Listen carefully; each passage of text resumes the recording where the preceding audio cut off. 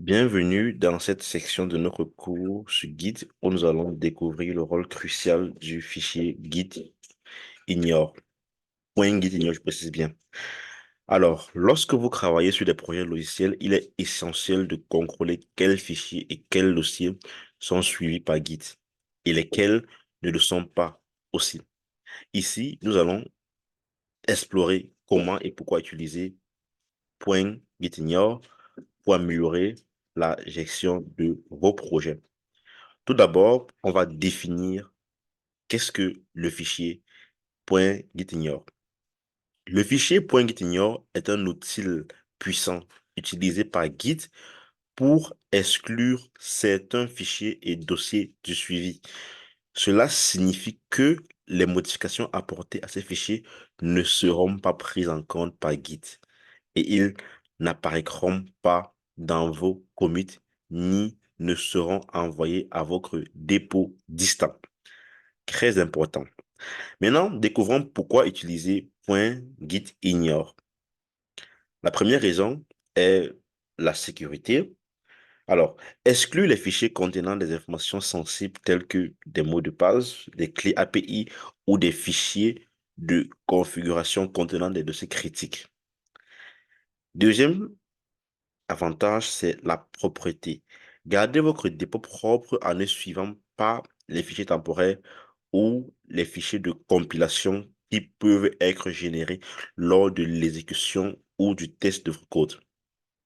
Et le troisième avantage, c'est la performance, car elle réduit la taille de notre dépôt et accélère les opérations Git en excluant des fichiers volumineux ou les dépendances installées localement qui n'ont pas besoin d'être partagées.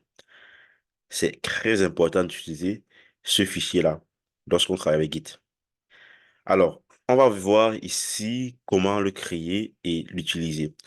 Tout d'abord, on va rentrer à la racine de notre projet.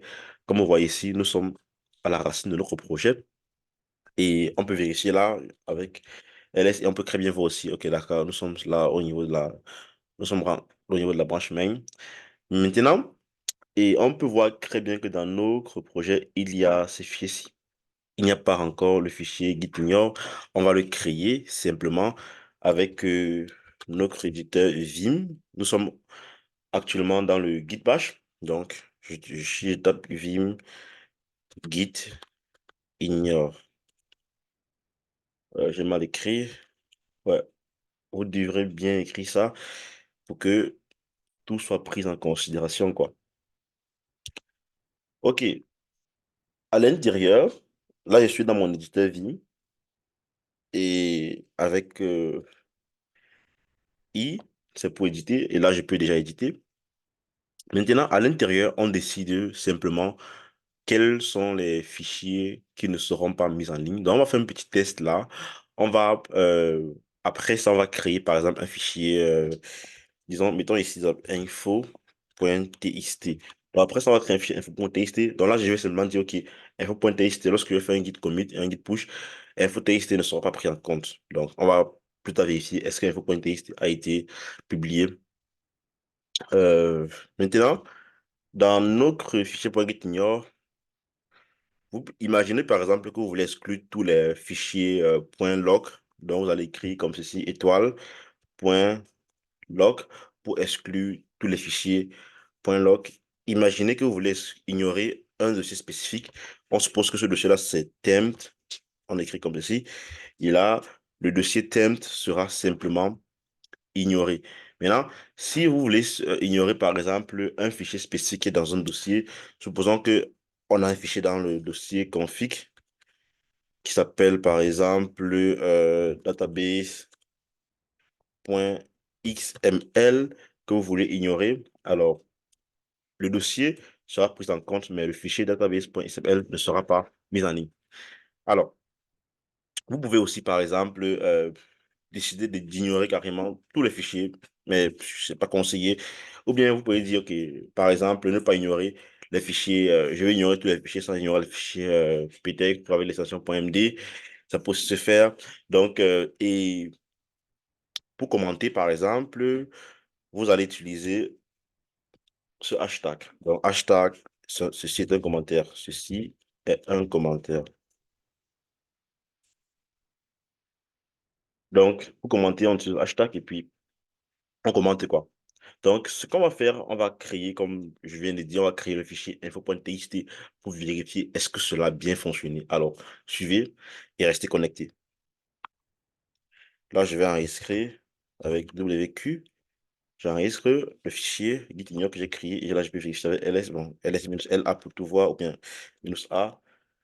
Bon, j'ai mis oublié le minus. Donc, ici, on peut très bien voir que voici le point gitignore qui est très bien créé.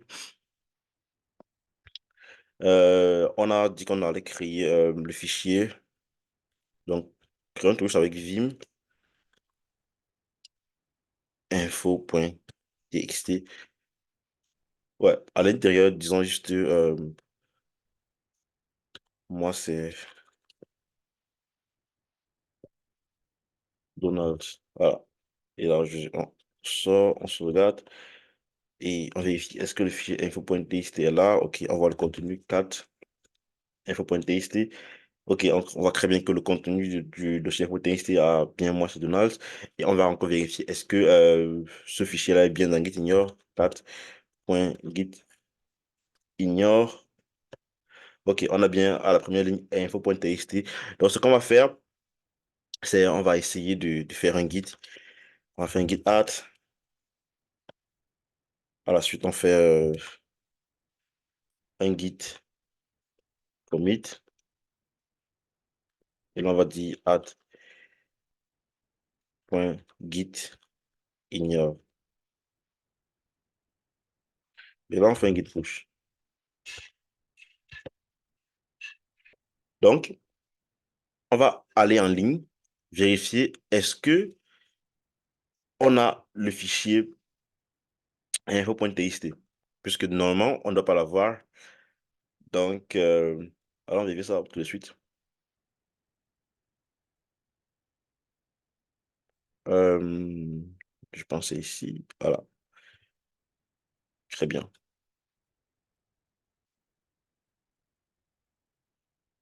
OK, vous voyez, on a là notre git ignore, mais est-ce qu'on a le fichier info.txt? On voit très bien qu'il n'est pas ici.